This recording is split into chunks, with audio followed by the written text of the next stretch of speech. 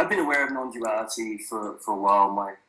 My brother and sister-in-law have been kind of involved in the community quite a lot, and I guess for a couple of decades. So I was aware.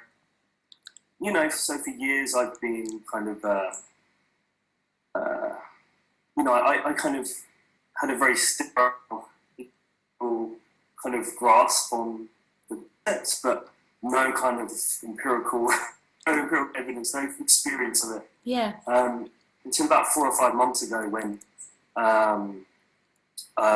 basically, long story short, I was watching Adi Ashanti talk, and something kind of clicked in me, like my whole body just was like, I couldn't even articulate verbally what was realised, but no idea. But there was a great release of kind of control, because like historically I'm kind of a control freak, relatively uptight, and at this moment I felt like 100 pounds, and I was kind of, I cried a bit. I was laughing. And this happened at work. I was at work. It was a quiet time at work, and I was at my desk, so I kind of had to step outside. I was like laughing to myself a little bit. I don't even know what about, but there was a great metaphor he used about driving this car, and how we're gripping the wheel really tightly, and we're signalling, we're checking our mirrors and all this stuff, and then actually one day we realise if we slide over to the passenger seat, you don't have to have this kind of insanely tense grip on everything. Anyway, so something resonated with me really deeply, and this feeling of calmness and happiness kind of lasted for, in the evening, a few hours, and it kind of faded, and I went into a strange no man's land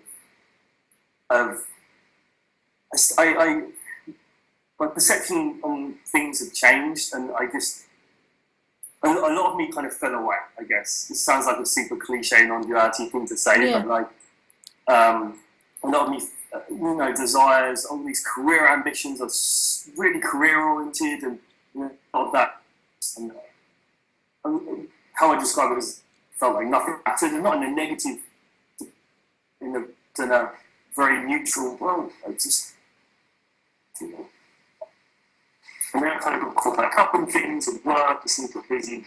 Anyway, I had a few more experiences. They got stranger, and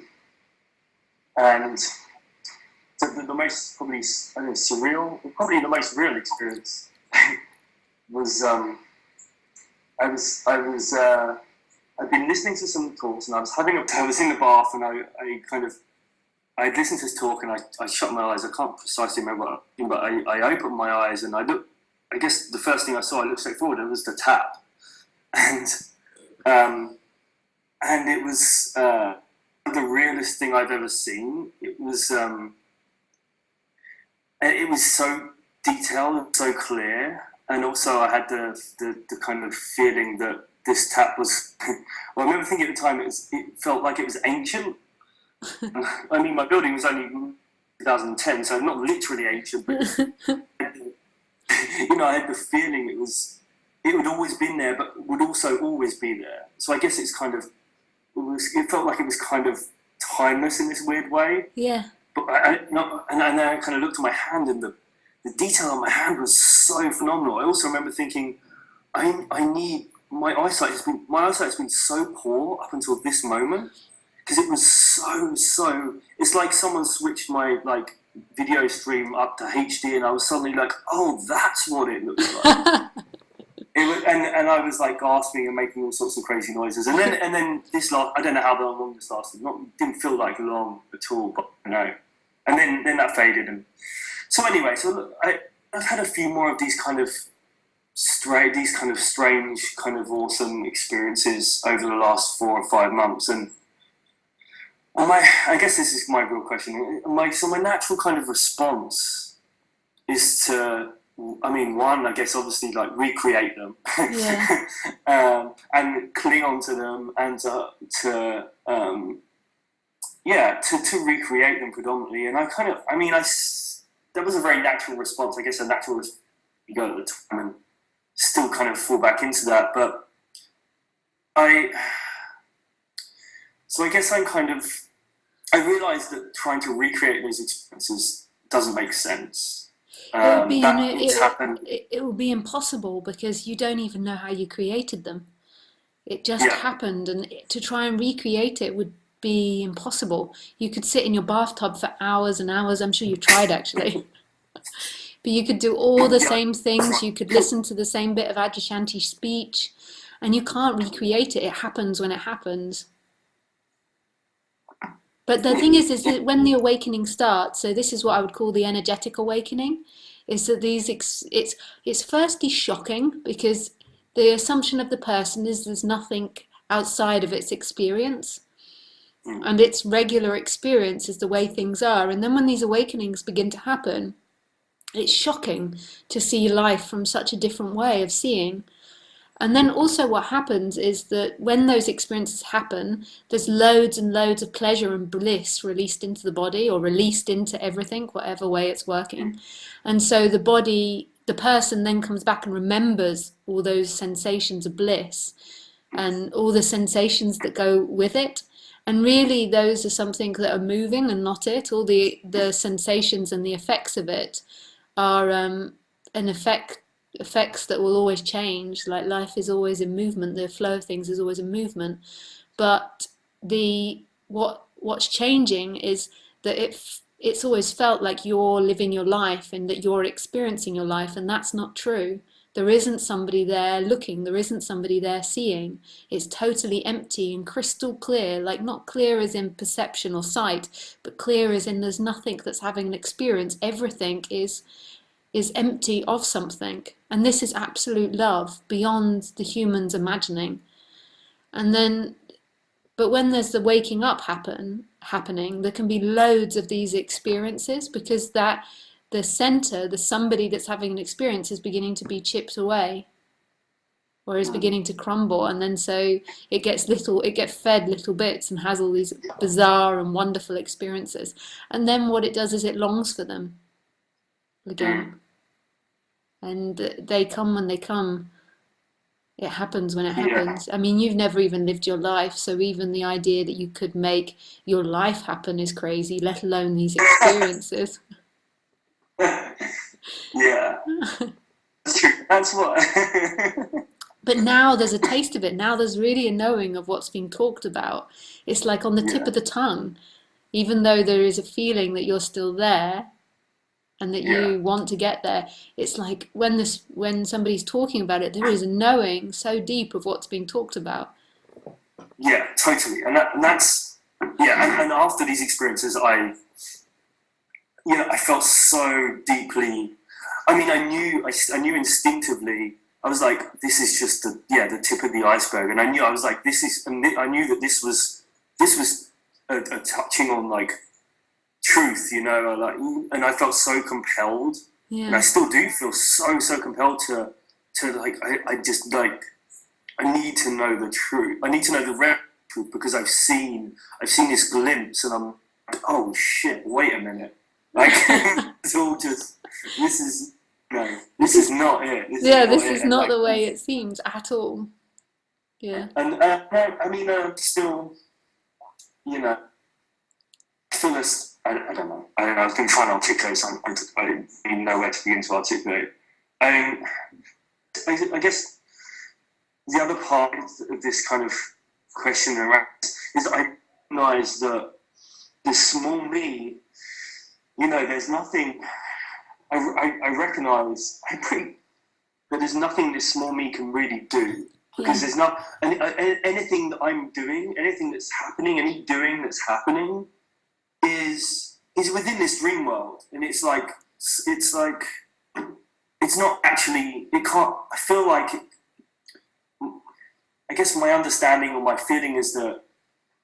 I've heard in the past, and it really resonated with me, is that there's no doing that this small me can do that can touch the reality. You can't get to it. You can't do this. Me can't do anything to connect with that reality. Yeah, that's totally true. In the small me's world, it can't. But every Yeah, ounce of that small me is made up of the total reality. But it yeah, can't look at it through its subject object lens. But the way things are is there in a way buzzing in the background the whole time. Like mm, everything has always been screaming this, has always been screaming about it. But the me is looking in subject object. So it can't ever look at it or feel it. It's way bigger than the appearance of the separate self. and that makes sense, and I feel that as well. Yeah, yeah, So then, but then I think there's still ego. There's or ego that then says to me, but then what do I do? how do we see the rest? Yeah, I guess how, and I wonder if there is, and I know, and it's and the kind of Ali Ashanti has talked about this, um, how he kind of, I guess, phrases it as is this idea of creating a fertile ground for this to happen. But then kind of then I wonder, well, isn't the creation of that fertile ground just the me doing stuff which is irrelevant to everything else? if it is or it isn't, it doesn't matter because there is no way of getting out of this. There's no way of going down the wrong path. So if there is the feeling to creating fertile ground, and if there's attraction towards that, then that's what's going to happen. Like if there's the Yeah, impulse to do that and there's a feeling like, yes, that's right, then that will be what happens. If there's a feeling, no, that's wrong, then that won't be what happens. But it's all happening perfectly and there's no way out of it.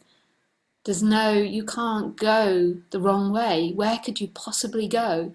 You can't step outside of this. It just feels like you can. And then it tries to look in that world and say, oh, this is right, this is wrong. But if there's an attraction to the way that Adyashanti speaks about it, then that's it. If there isn't, then that's it. The impulses are, and the feelings and the what's appearing is never wrong. But what happens in that is the person doubts it because it believes it's happening separately. And it says, no, this is wrong. Yes, this is right. This is the way. This isn't the way. And it mm, really doesn't matter what way's gone. There is nothing that can take you out of this. There's nothing that can distract anything. It's a happening. And it's way, way more complicated than the separate self can comprehend. yeah. Well, that tries to. Yeah, it tries to, and then it tries to validate itself, like to say if it doesn't want to do what Adyashanti says, it's like, well, that's because it's the wrong way and because he doesn't understand this. Or if it likes what Adyashanti says, it says, well, that's because it's the right way and everyone else is wrong and he knows what he's talking about and he's the true master. And then that's just the appearances Yeah, too, and it's in everything. It's in it all. But because the separate self lives in doubt, it lives in I do choose, I am independent, so therefore it doubts. It's like, oh, if I choose, I can get it wrong. I can do something wrong. I can possibly screw this all up. It suffers about it, and that play happens of I've got it right, I've got it wrong, I've got it right. And even if you believe in Adyashanti, you'll spend moments throughout the day because everything's changing, doubting him and doubting the way. That's the way it goes with the separate self. and even the doubt is also fine though, right? Because I mean, it's still. I guess this is the thing because I feel like so often. I mean, it can be easy. It can be easy to kind of like demonize thoughts Yeah, and things. Things right. It can be so easy. It's just like, oh, well, thoughts create this illusion, and when you kind of, especially when you, I feel like maybe like where I've kind of glimpsed how that is true, and how we like this, we just manufacture this drama, especially when I've glimpsed it, it can be so easy to be to demonize it, to make yeah. thoughts and make ego the villain when really There isn't a it's all villain. Yeah, yeah, good and bad is like it's all arbitrary, right? There is Yeah, no. It's all just it just is, right? Like yeah. And that, but this is what's when there is the thinking in opposites. That's what's going to happen. There's going to be the good and the bad. There's going to be, so one day the thoughts will be helping and good, and then one day they'll be bad. It's just the functioning that appears in the human of separation. So as soon as there's separation, the subject object, and then it always lives in the world of opposites. So this is good one moment, then the next moment it's bad, then it's good. I like this person, I don't like this person. It should be this way, it shouldn't be this way. I know the way, I don't know the way. It's just the what happens when there's a living in duality, because anything that we think or feel isn't the way it is. So therefore it always swings between both. It's always moving because there's no way in which we think in that that's the way it is. Thinking is meant to be something that's always changing and developing. It's not a fixed thing. It can't be a fixed thing because nothing in life is a fixed thing, and our thinking is based on comparison, and all our comparisons are always moving. So in England, I live in Holland, but in England I'm short. In England I'm tall, a tall person, a tall woman. In Holland I'm a short woman. There's never a fixed reality ever, and then we try to fix it in thoughts, but it's impossible. They always change. Opinions will always change. Feelings will always change. And yet, but yet the beauty of it is they are that. They are it. Always. So every thought, every feeling, every sensation, every like, every dislike is a reflection of that one self. Everything.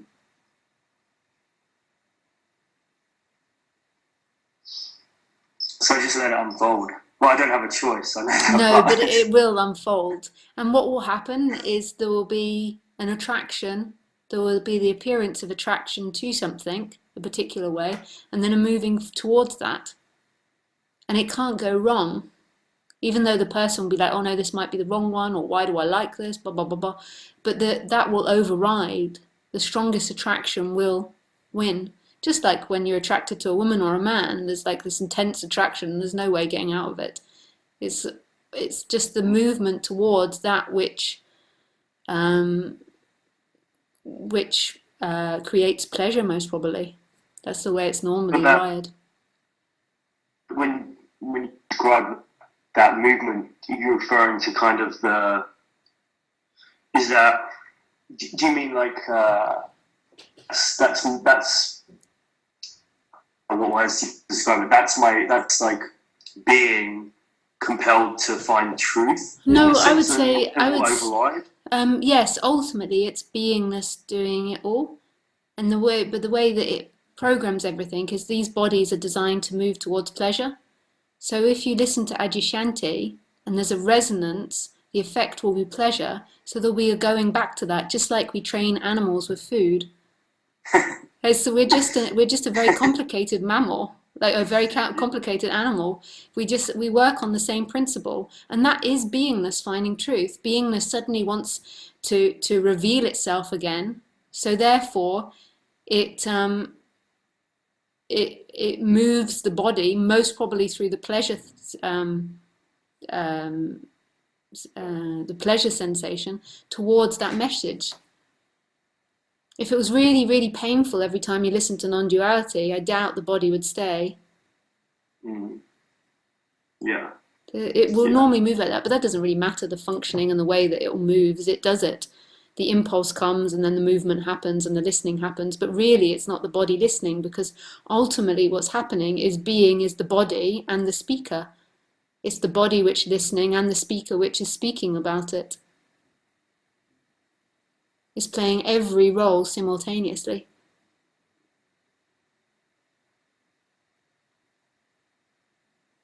Okay, so I can't screw up.